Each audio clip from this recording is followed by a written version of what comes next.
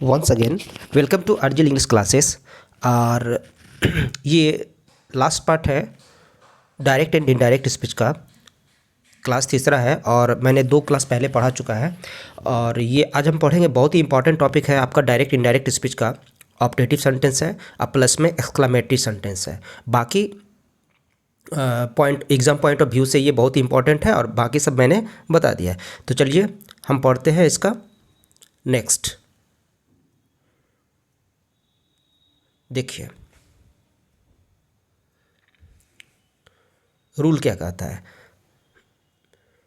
यदि reporting verb past tense का हो और रिपोर्टेड स्पीच का वाक्य ऑप्टेटिव सेंटेंस का हो तो क्वेश्चन उठता है क्या, what is optative sentence? The sentence which expresses bless, curse, pray, wish, that is called optative sentence.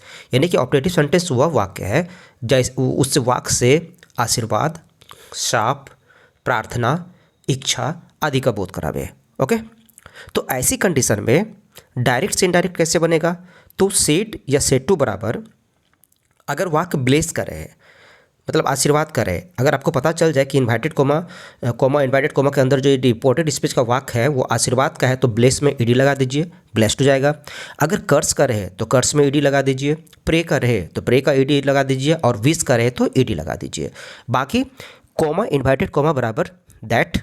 उसके बाद थर्ड नंबर पे असर्टिव सेंटेंस, यानी कि ऑप्टेटिव सेंटेंस को असर्टिव सेंटेंस बना देंगे। सबसे बड़ी खासियत ये है कि इसका जो वाक्य शुरू होता है ऑप्टेटिव सेंटेंस का 99% केसेस में मे से वाक्य शुरू होता है। जैसे हम लोग बोलते हैं ना, मे गॉड ब्लेस यू, ठीक है, गॉड ब्लेस यू, उसमें मे छिपा हुआ रहता है।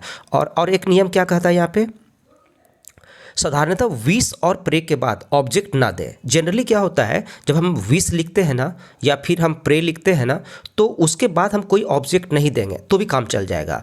बाकी तुम्हारा जो नियम है, बाकी जो नियम है फर्स्ट पर्सन सब्जेक्ट के अनुसार, सेकंड पर्सन ऑब्जेक्ट के अनुसार, थर्ड पर्सन नो चेंज, ये आपका ऑलरेडी रहेगा। और क्या करेंगे हम, दैट के बाद जो असर्टिव फॉर्म लाएंगे ना तो सब्जेक्ट तो ला लिए तो उसके हिसाब से हमको क्या डालना है, माइट लाना है। ये माइट कहाँ से आया, तो माइट ये आपका रूल ही बनता है, ठीक है, इस पर ज़्यादा दिमाग नहीं लगाना है। अब हम एग्जाम्पल थ्रू समझते हैं। पहला एग्जाम्पल है, she said to me may you die. देखिए इन्वाइटेड कोमा बराबर, इन्वाइटेड कोमा के अंदर जो रिपोर्टेड स्पीच है वो क्या कहता है, मे यू डाई। भगवान, उसने कहा कि भगवान करे कि तुम मर जाओ। तो ऐसी कंडीशन में वो जो कह रही है कि तुम मर जाओ, तो ऐसी कंडीशन में वो कहना क्या चाह रही है, श्राप दे रही है या फिर आशीर्वाद दे रही है या फिर विश इच्छा कर रही है। तो हम इस वाक्य से पता कर लेंगे तो ये कर्स कर रही है, यानी कि साप दे रही है। तो ऐसी कंडीशन में सेड टू बराबर क्या हो जाएगा, कर्स हो जाएगा, मी का मी, कोमा इन्वर्टेड कोमा बराबर क्या हो जाएगा, तो बताए हम कोमा इन्वर्टेड कोमा बराबर दैट। अब देखिए दैट के बाद जो है ना असर्टिव फॉर्म लाना है। तो सबसे पहले यू आपका सब्जेक्ट है, ये कौन सा पर्सन है, सेकेंड पर्सन। सेकेंड पर्सन किसके अनुसार, ऑब्जेक्ट के अनुसार। ऑब्जेक्ट में मेरा मी है तो इधर लाएंगे तो मी का क्या बन जाएगा, आई। उसके बाद माइट लगा देंगे। और जनरली क्या होता है, मे अधिकांशतः वाक्य में तो रहेगा, कभी कभी क्या करता है वो छोड़ देता है, इसलिए मे से तो माइट हम बना लेंगे। फिर भी इस वाक्य में देखिए मे नहीं दिया गया है, फिर भी यहाँ पे क्या हो रहा है, विश का बोध हो रहा है या फिर प्रे का बोध हो रहा है। तो ऐसी कंडीशन में सब्जेक्ट के बाद माइट लगाना अनिवार्य हो जाता है। ओके, तो आई माइट डाई का डाई लिख दिए, बस काम खत्म इसका। My mother said to me, मेरी माँ मुझसे कही, मे गॉड ब्लेस यू। और मेरी माँ मुझसे कही मतलब उसने मे गॉड ब्लेस यू, भगवान का आशीर्वाद सदा तुम्हारे साथ रहे।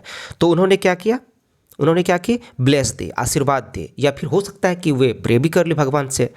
तो ये इसका अर्थ देख करके आपको क्या करना है, सेड या सेड टू बराबर लगाना है। 2-4 बार प्रैक्टिस करिए, ये आपको आ जाएगा अपने आप। सेड टू बराबर क्या हो जाएगा, ब्लेस, मी का मी उतार दिए, कोमा इन्वाइटेड कोमा बराबर दैट। मे के बाद क्या है, गॉड। गॉड ही आपका सब्जेक्ट है और गॉड कौन सा पर्सन है, थर्ड पर्सन, इसलिए गॉड चेंज नहीं हुआ।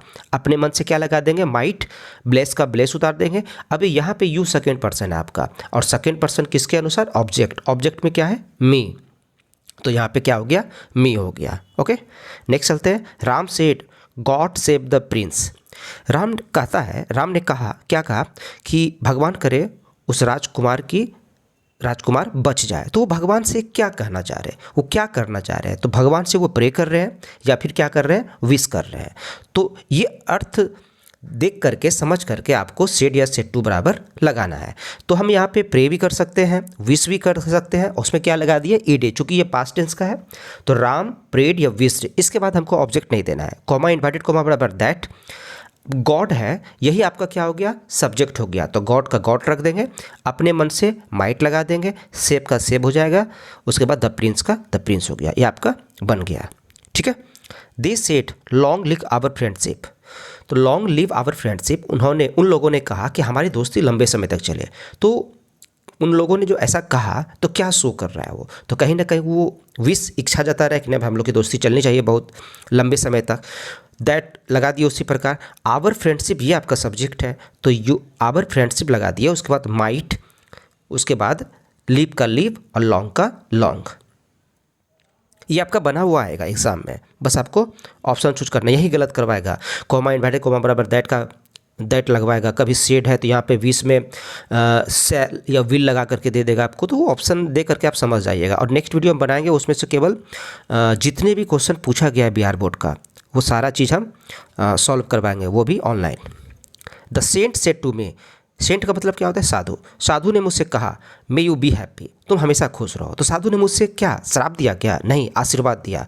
तो ऐसी कंडीशन में द सेंट का सेंट होगा, सेड टू बराबर ब्लेस्ड हो जाएगा। मी का मी, कॉमा इन्वर्टेड कॉमा बराबर दैट। मे के बाद क्या है, यू, तो ये यू सेकेंड पर्सन है, सेकेंड पर्सन ऑब्जेक्ट के अनुसार। ऑब्जेक्ट में आपका क्या हो गया, मी, तो मी से क्या बना आपका आई। उसके बाद माइट लगा देंगे। उसके बाद जो जो बचा हुआ है बी का बी, हैप्पी का पी, जो नहीं बदल सकता उसको हम क्या करेंगे, उतार देंगे। ये आपका ऑप्टेटिव सेंटेंस खत्म हो गया। ओके, नेक्स्ट चलते हैं।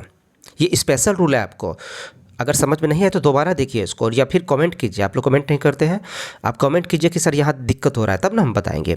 रिपोर्टिंग वर्ब आपका पास्ट टेंस का हो, ठीक है। अब रिपोर्टेड स्पीच का भाग एक्सक्लामेटरी सेंटेंस का हो। अब व्हाट इज एक्सक्लामेटरी सेंटेंस, अब एक्सक्लामेटरी सेंटेंस होता क्या है, वैसा वाक्य जिससे कि खुशी व्यक्त करे, दुख का व्यक्त हो जाए, घृणा, फिर आश्चर्य, अफसोस, पश्चाताप, एंगर। एंगर का मतलब क्या होता है, कंटेम्प्ट का मतलब तो घृणा होता है, एंगर का मतलब होता है क्रोध। ठीक है, यहाँ पे क्रोध होगा। तो ऐसी कंडीशन में हम क्या करेंगे, सेड या सेड टू बराबर, अगर बात हो रहा है खुशी का तो खुशी को बताने के लिए हम देखिए कुछ वर्ड लिखे हैं, जैसे हुर्रा हुआ, ब्रेवो हुआ, वेल्डन हुआ, वेरी वेल हुआ। ये खुशी को व्यक्त कर रहा है, और खुशी को व्यक्त करने के लिए एक्सक्लेम्ड विथ तो लगेगा ही, तो ये खुशी का जॉय हो जाएगा। ओके, आगे बढ़ते हैं। तो आगे भी कुछ दुख को प्रकट करने के लिए कुछ वर्ड आता है, जैसे कि अलास। अलास का मतलब होता है आ, हाय, आ हो गया, ओ हो गया, ये सब दुख को व्यक्त करता है। तो वही एक्सक्लेम्ड विथ लिखेंगे, और दुख का क्या लिखेंगे, सॉरो लिखेंगे। कुछ घृणा का भी वर्ड आता है, जैसे कि पू पू, ठीक है ना, राम रे राम, फाय फाय, छी छी, टट धत, ये सारा का सारा वर्ड क्या है, घृणा का वर्ड है। घृणा का वर्ड के लिए क्या करेंगे, एक्सक्लेम्ड विथ अ कंटेम्प्ट देंगे। ठीक, कुछ वर्ड ऐसे आते हैं जो कि सरप्राइज होता है, जैसे कि हम लिखे व्हाट ए ब्यूटीफुल गर्ल। ठीक है, तो व्हाट ए ब्यूटीफुल गर्ल, कितनी सुंदर लड़की है, तो ये आश्चर्य से बोल रहे हैं, या फिर हम क्या कर रहे हैं, जो है खुशी हो गया, तो उससे भी तो निर्भर करता है ये कि रिपोर्टेड स्पेशल वाक्य किस सेंस को शो कर रहा है।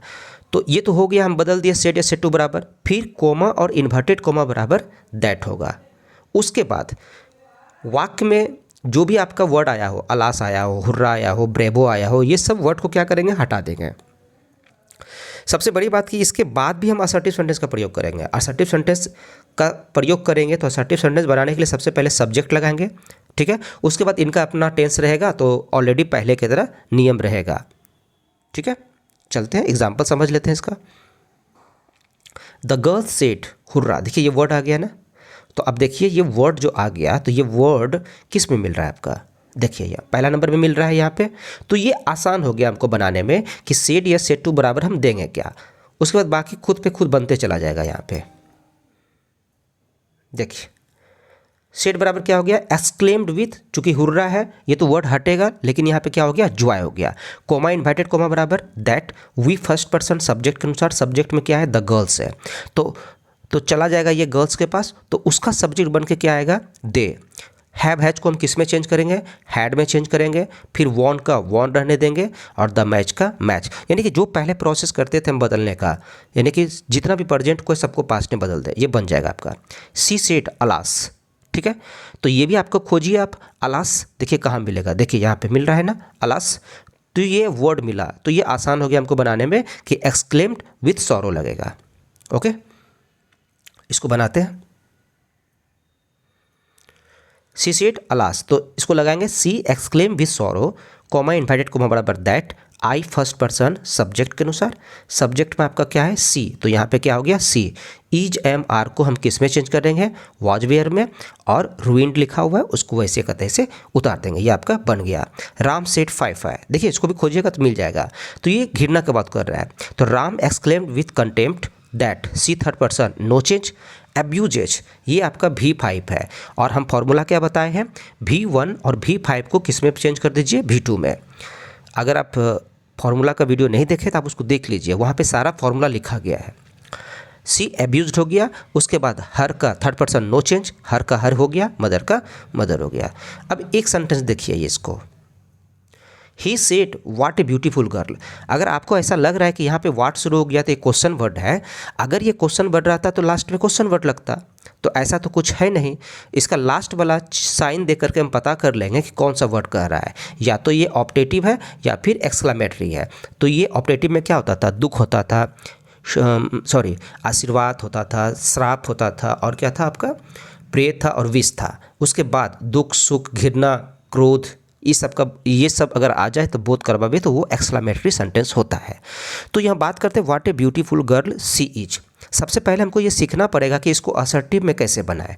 तो यहाँ पे ब्यूटीफुल गर्ल की बात कर रहा है तो सी इज दिया हुआ है, तो इसको पलटाएंगे तो हम क्या बनेगा, सी इज, ठीक है।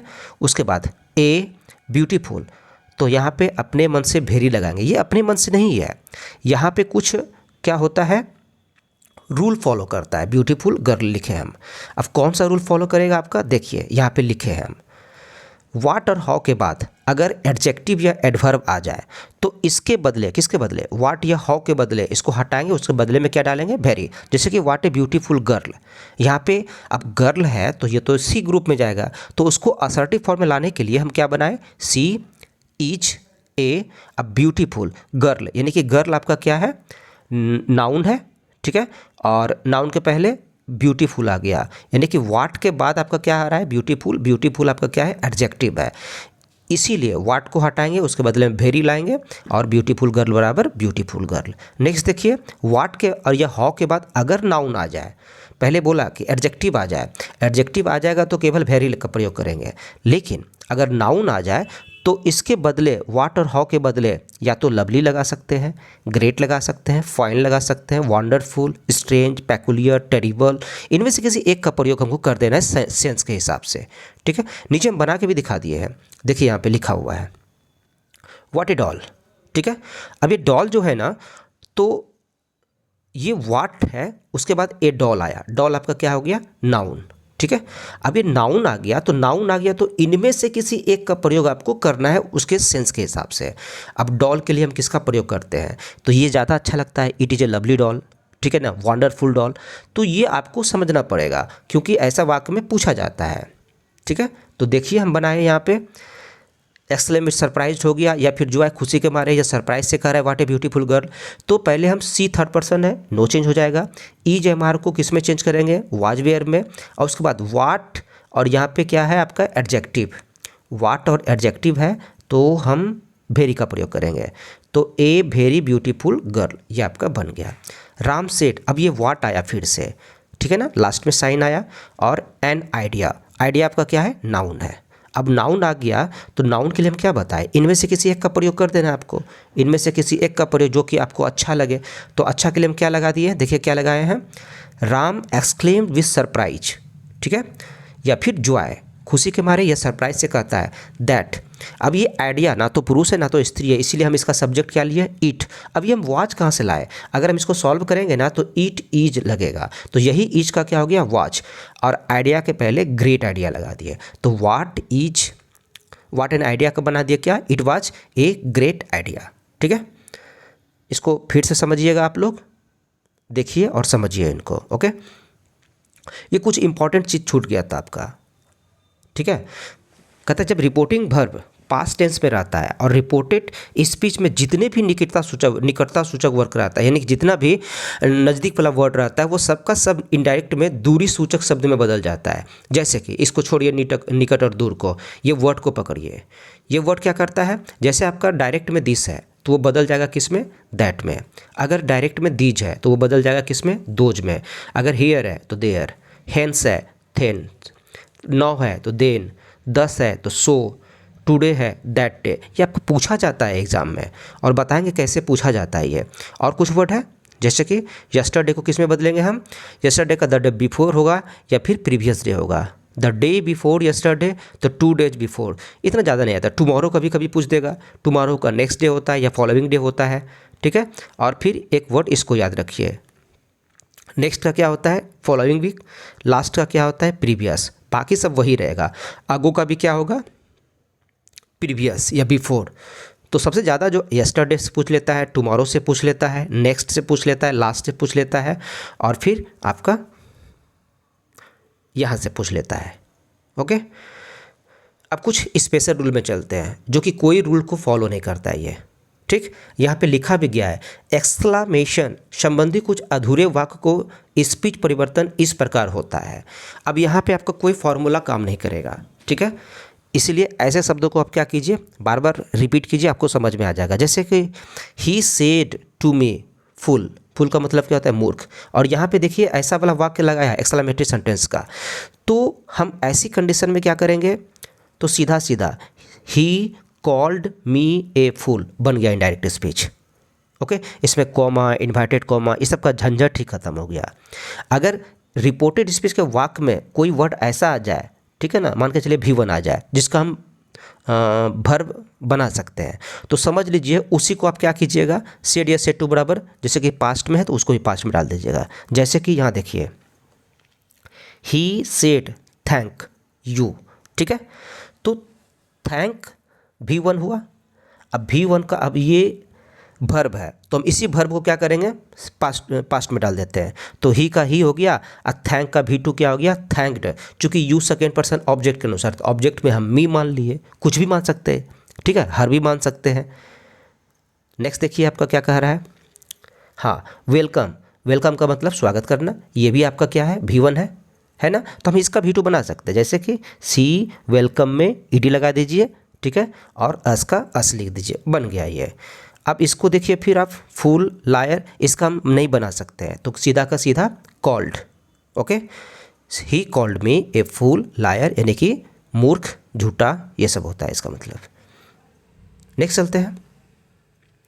उसी प्रकार कर्स का मतलब होता है श्राप देना, इसका हम क्या बना सकते हैं, वर्ब बना सकते हैं, उसको V2 कर दीजिए। बाकी सबको, जैसे दिस है हम बताएं अभी ना, दिस का क्या कर देंगे हम, दैट।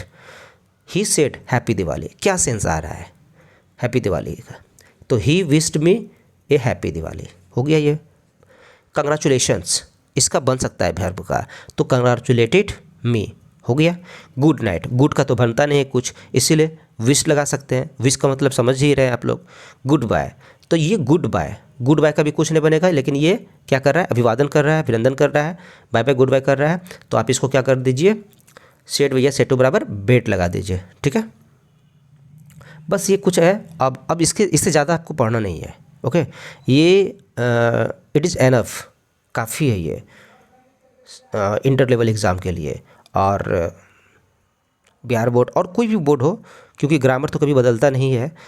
तो अगर आपको अच्छा लगे तो आप क्या कीजिएगा, कमेंट जरूर कीजिएगा। आप लोग लाइक कीजिए या ना कीजिए, आई डोंट माइंड, बस कमेंट कीजिए। इससे हमको क्या मिलता है, हम अपनी गलती को सुधारने का मौका मिलता है। Okay, thanks for watching this video, thank you so much.